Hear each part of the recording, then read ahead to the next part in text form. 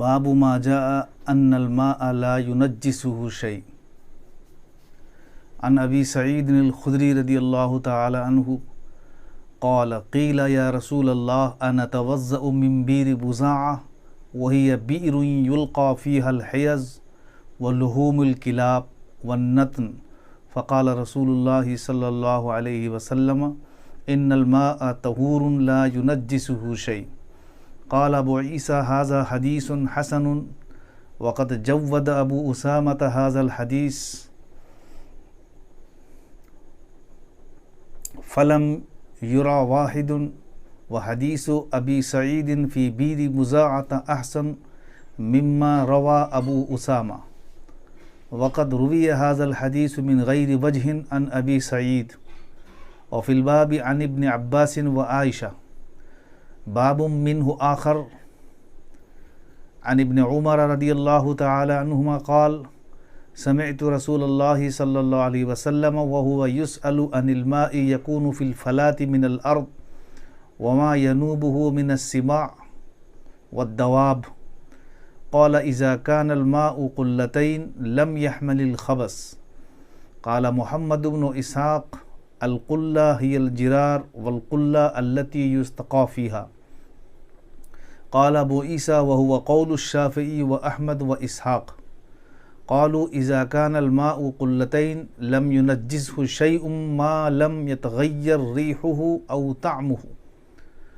وقالوا يكون نحوا من 5 قرب. باب كراهية البول في الماء الراكد. عن أبي هريرة رضي الله تعالى عنه عن النبي صلى الله عليه وسلم قال لا يبولن أحدكم في الماء الدائم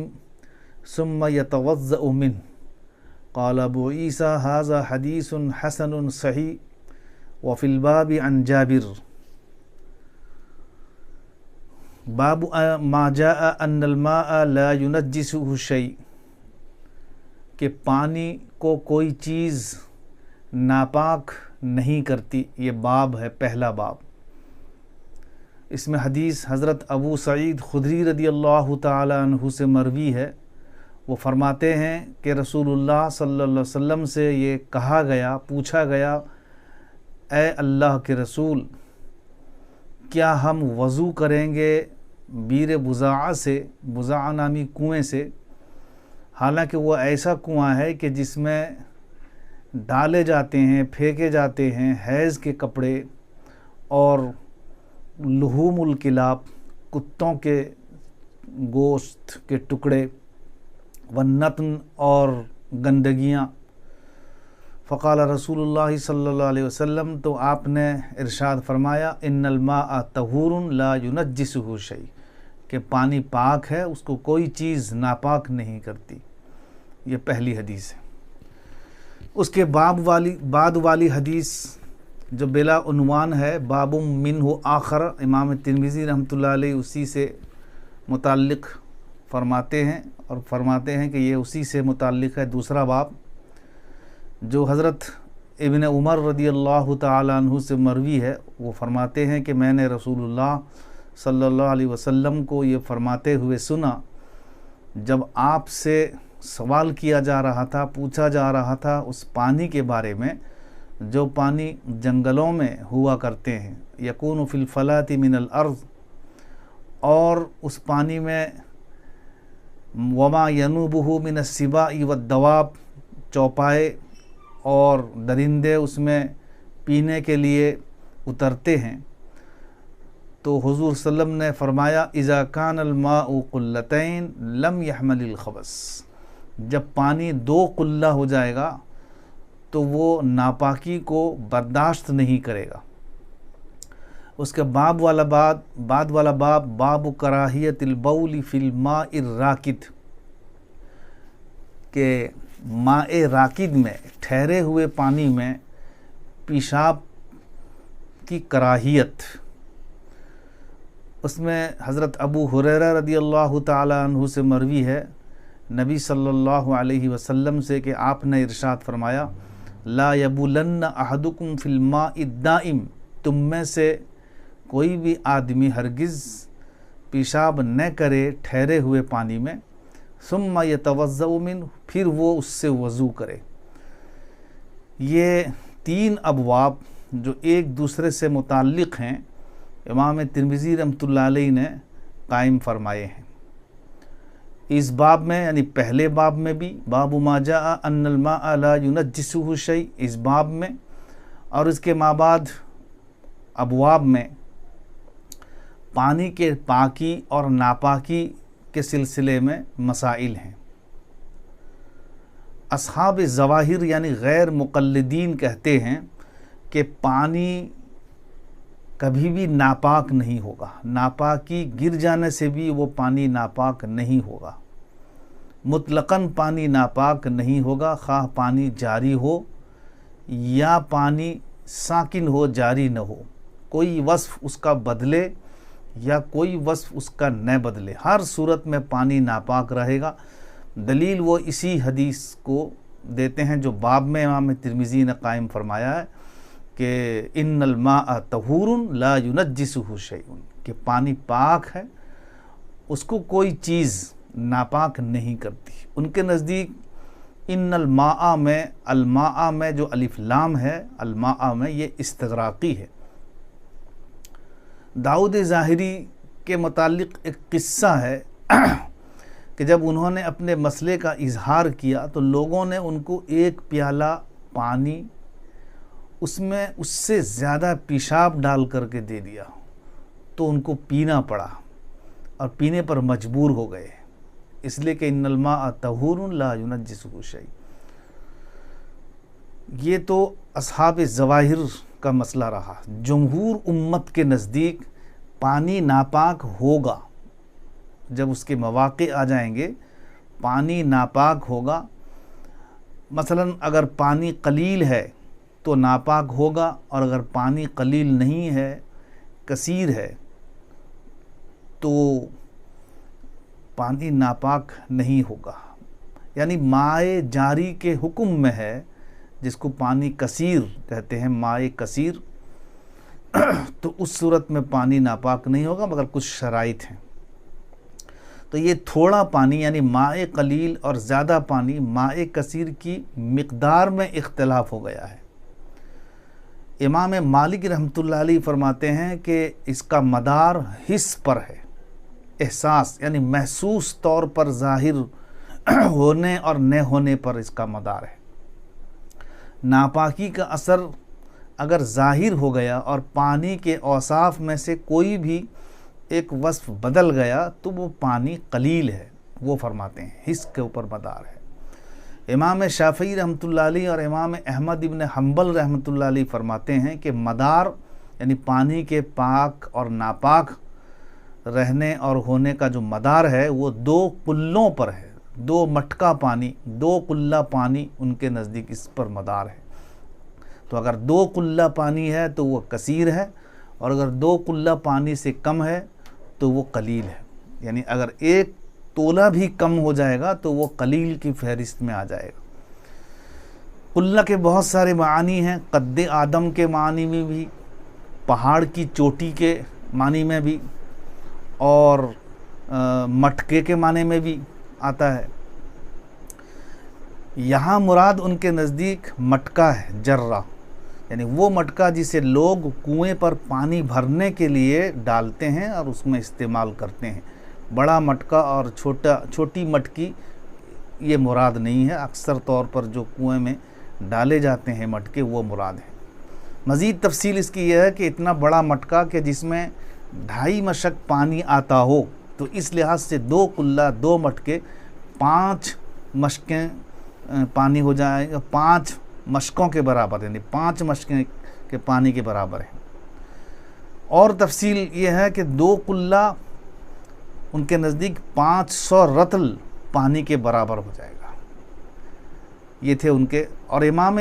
ابو حنیفہ رحمۃ اللہ علیہ کے نزدیک وہ فرماتے ہیں کہ مدار قلیل اور کثیر کا، یعنی یہ پانی قلیل کب ہوگا اور کثیر کب ہوگا، ان کے نزدیک مدار خلوص الاثر اور عدم خلوص الاثر پر ہے۔ یعنی پانی پر نجاست گر جائے تو نجاست کا جو اثر ہے وہ اگر دوسری جانب پہنچ جاتا ہے تو پھر پانی قلیل، اور اگر نہیں پہنچتا ہے تو پانی کثیر۔ تو مدار جو ہے خلوص الاثر اور عدم خلوص الاثر پر ہے۔ ایک کنار پر گری ہوئی ناپاکی کا اثر اگر دوسرے کنارے پر پہنچ جائے تو قلیل، نہ پہنچے تو کثیر۔ اب سوال یہ ہے کہ اس کا کیسے ہم پتہ لگائیں گے؟ تو جواب اس کا یہ ہے کہ ایک کنارے پر نارمل انداز میں بیٹھ کر کے آدمی وضو کرے تو اس کی جو حرکت ہے دوسرے کنارے پر اگر پہنچ جاتی ہے تو قلیل ہے، اور اگر نہیں پہنچتی ہے تو کثیر۔ عام طریقے سے آدمی، نارمل طریقے سے آدمی بیٹھ کر اس میں وضو کرے۔ دوسرا تجربہ یہ ہے کہ پانی کے ایک کنارے رنگ ڈال دیا جائے تو اس کا اثر، رنگ کا اثر اگر دوسرے کنارے پر پہنچ جاتا ہے تو پانی قلیل ہے، اور اگر نہیں پہنچتا ہے تو یہ کثیر ہے۔ یہ ایک تجربہ ہے، پہنچ جاتا ہے تو قلیل ہے، اور اگر نہیں پہنچتا ہے تو کثیر ہے۔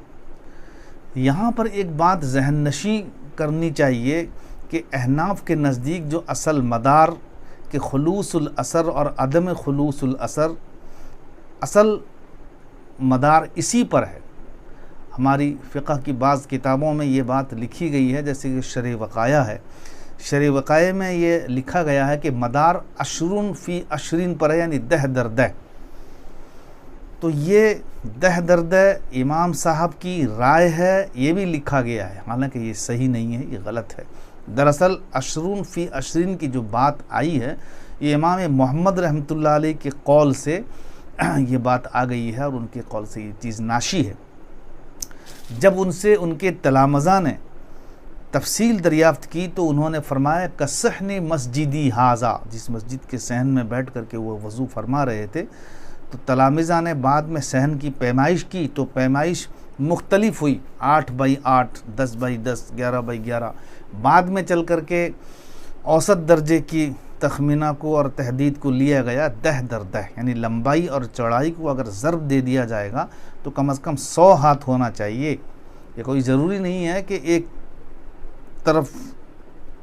10 ہو دوسری طرف 10 ہو، نہیں، بلکہ ضرب کا نتیجہ 100 ہونا چاہیے، 100 سے بڑھ جائے۔ مثلا ایک طرف کی لمبائی 30 ہاتھ ہے اور چوڑائی صرف 5 ہاتھ ہے تو پھر بھی عشرن فی عشرین کے حکم میں آ جائے گا، اس لیے کہ یہاں ضرب اگر دیں گے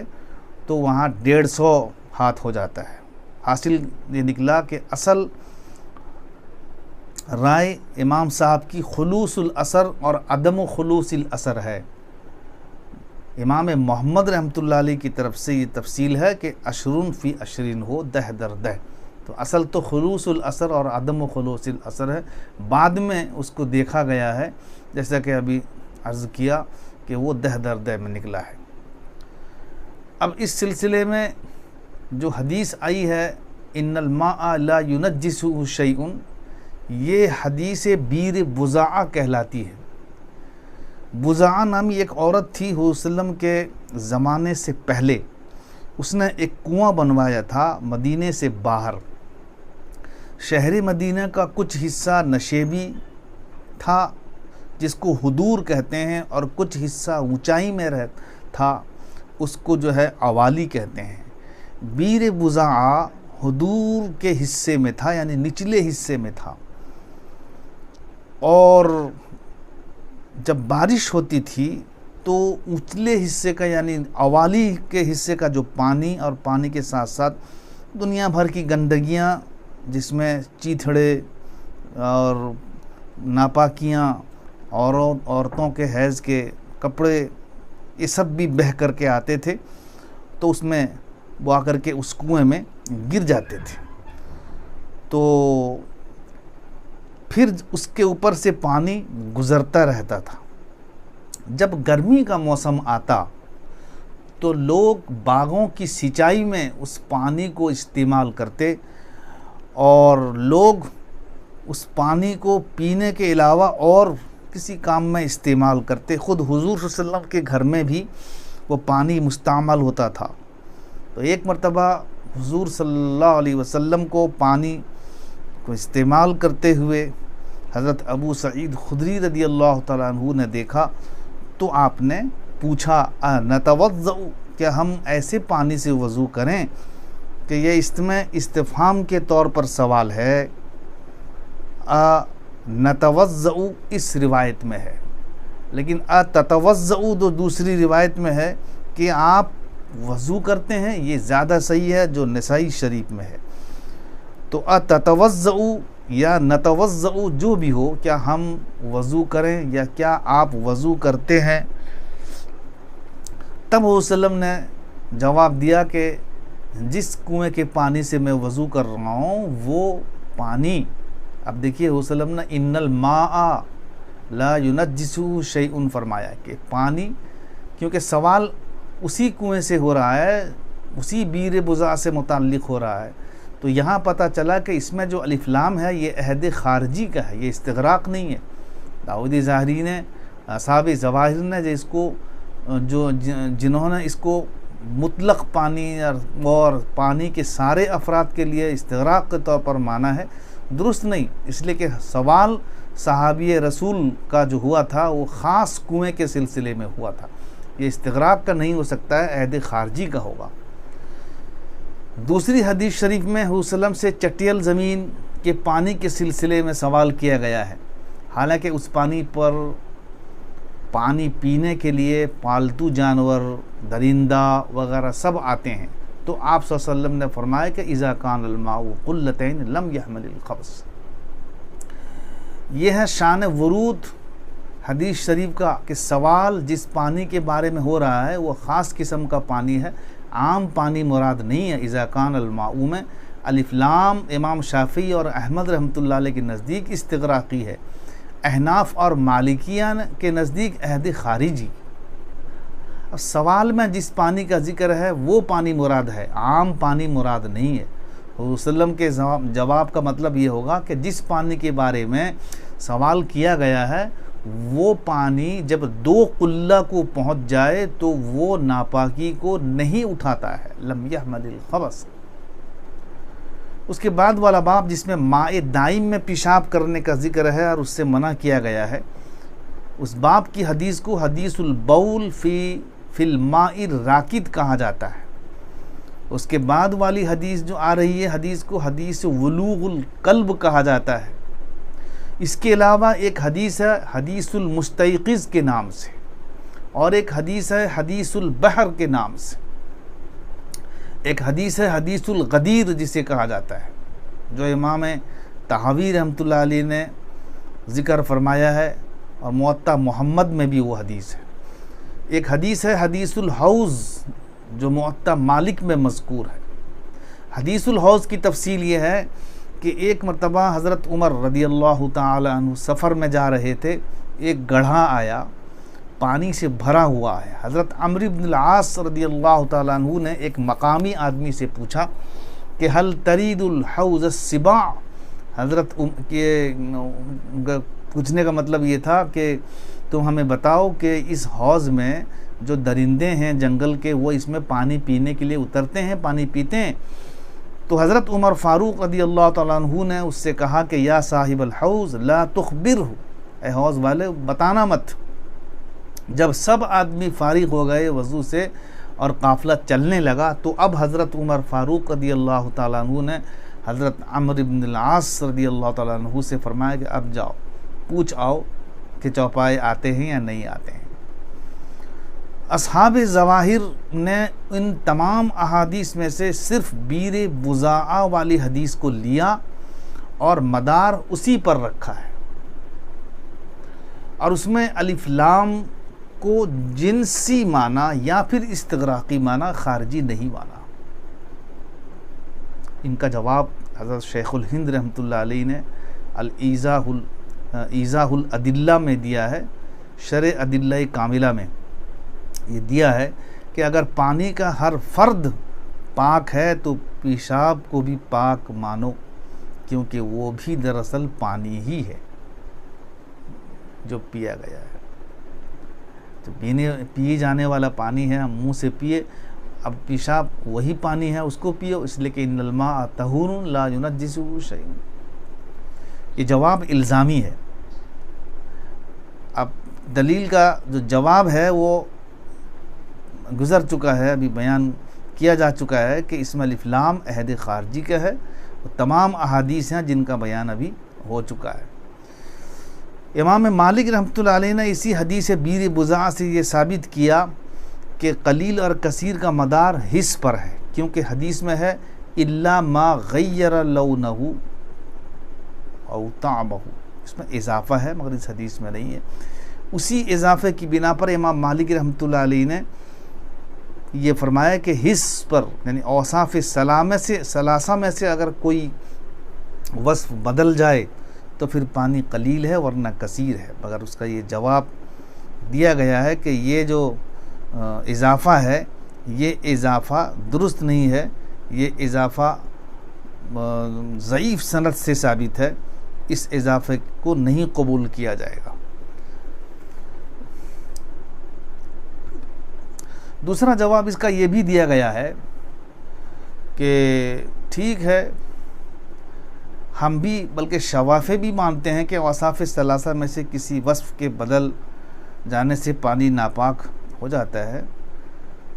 تو اس حدیث کا جواب یہ ہے کہ حضور صلی اللہ علیہ وسلم نے جس زمانے میں بیر بضاعہ سے متعلق حضور صلی اللہ علیہ وسلم سے سوال کیا گیا ہے وہ گرمی کا موسم تھا، بارش کا موسم نہیں تھا۔ بیر بضاعہ سے تمام باغوں کی سینچائی ہو رہی ہے، پانی پورا ختم ہو گیا، اس میں جو پڑے ہوئے چیچڑے گوشت کے ٹکڑے یہ سب نکل گئے۔ اب صحابہ کو چونکہ شک ہوا کہ یہ پانی، یہ کنواں ایسا ہے، اس کا حال ایسا ہے، تب پوچھا کہ اتتوضؤ، یا اپنے بارے میں یہ پوچھا کہ ہم اس سے وضو کر سکتے ہیں۔ تب وہ وسلم نے فرمایا کہ نہیں، یہ ایسا کنواں ہے کہ اس کا حال یہ ہے، اس کی حالت یہ ہے، اور اس میں ہم بھی یہی کہتے ہیں کہ کنویں کا مسئلہ ہے کہ اگر کنویں میں کوئی ناپاکی گر جائے، اس کا سارا پانی اگر نکال دیا جائے، یا پھر اگر وہ کنواں جاری ہے تو 200 ڈول یا وہاں کے جو کنویں کے مسائل پر مہارت رکھنے والے ہیں ان کے کہنے کے مطابق وہ کام کر دیا جائے تو کنواں پاک ہو جائے گا، اس میں الگ سے دیوار کو دھونے کی ضرورت نہیں ہے۔ تو اسی لیے حضور صلی اللہ علیہ وسلم نے فرمایا کہ یہ کنواں ایسا ہے کہ جس کا پانی ایسا ہے کہ اس کو کوئی چیز، کوئی ناپاک چیز اس کو ناپاک نہیں کر سکتی ہے۔ امام شافعی اور امام احمد ابن حنبل رحمۃ اللہ علیہ نے حدیث قلتین کو مضبوطی سے پکڑا، حالانکہ ان سے کہا جائے گا کہ یہ حدیث قلتین، ایک تو یہ ہے کہ قلہ کے کئی سارے معانی ہیں، جیسے کہ اس کے پہلے بیان کیا گیا، یہاں کون سا معنی لیں گے، اور اس حدیث میں اتنا اضطراب ہے کہ سندن بھی اس میں اضطراب ہے اور متنن تو اضطراب ہے ہی، لہٰذا یہ حدیث قابل استدلال کیسے رہے گی؟ تو اس حدیث کو جو مضطرب سندن بھی ہے اور مضطرب متنن بھی ہے، جب حدیث کا حال یہ ہو تو اس سے استدلال درست نہیں ہے۔ اب رہی بات کہ حضرت عمر فاروق نے اس حدیث میں جو ابھی گزری کہ حضرت عمرو بن العاص کو جو منع فرمایا،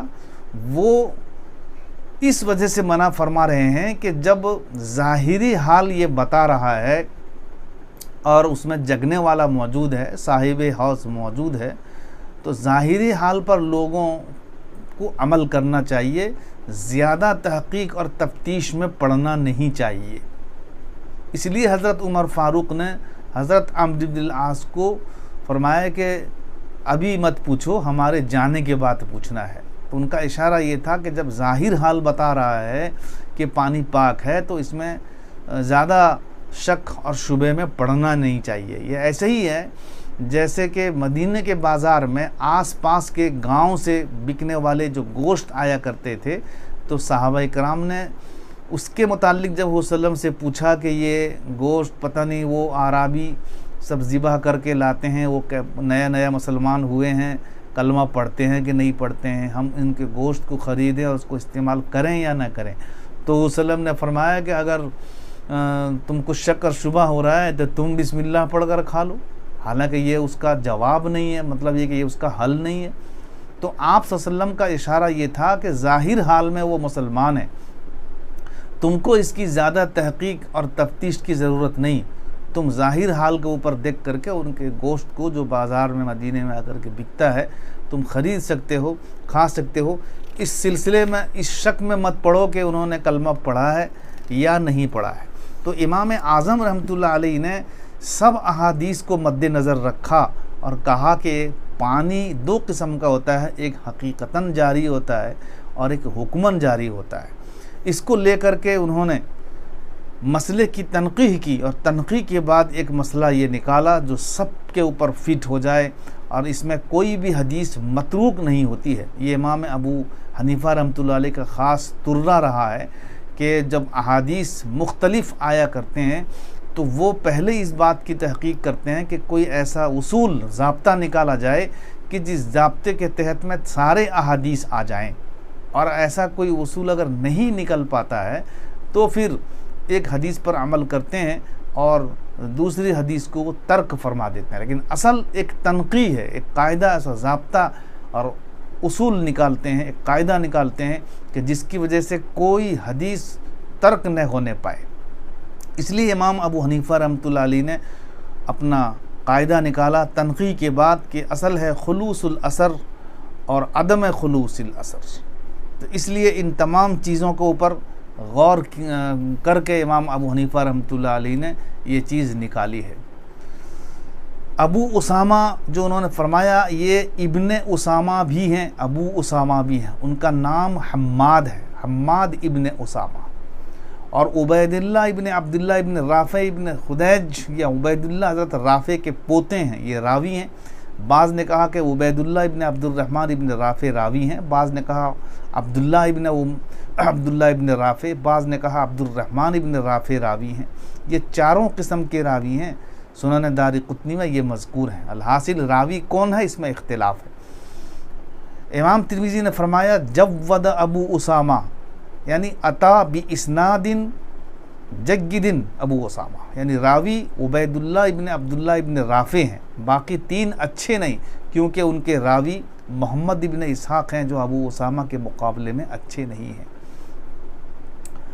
اور باب منہ آخر، منہ کا مطلب پانی کے پاکی ناپاکی کا دوسرا باب ہے۔ مسائل فقہیہ میں اگر اختلاف نہ ہو تو امام ایک باب کے بعد دوسرا باب لاتے ہیں اور باب منہ آخر کہہ دیتے ہیں، اور اگر اختلاف ہو تو بابن پھر رخصتی کہہ کر لاتے ہیں، جیسا کہ اس کے پہلے کئی طریقے سے انہوں نے یوں ارشاد فرمایا۔ ترمذی شریف میں باب بلا ترجمہ نہیں ہوتا ہے، پھر جہاں صرف باب لکھا ہوا ہے وہ صرف ہمارے نسخے میں ہے، دوسرے مصری نسخوں میں یہاں بابن جو ہے فی کچھ اور لکھا ہوا ہے، دوسرے نسخے میں، دوسرے مصری نسخوں میں یہاں بابن فی فلان وغیرہ سب لکھا ہوا ہے، ہمارے نسخے میں بلا عنوان کے باب ہے۔ قاعدے کے لحاظ سے امام کو یہاں باب منہ آخر نہیں کہنا چاہیے تھا، مگر چونکہ امام کے نزدیک اس باب کی روایت پاکی ناپاکی سے متعلق نہیں ہے پہلے کی طرح، اس لیے اس طرح کہا ہے۔ بعض نے کہا ہے کہ یہ حدیث محمد بن اسحاق کی وجہ سے صحیح نہیں ہے، بعض نے کہا ہے، مگر حضرت شاہ صاحب رحمۃ اللہ علیہ یہ فرماتے ہیں، شاہ ولی اللہ رحمۃ اللہ علیہ یہ فرماتے ہیں، یہاں شاہ صاحب سے مراد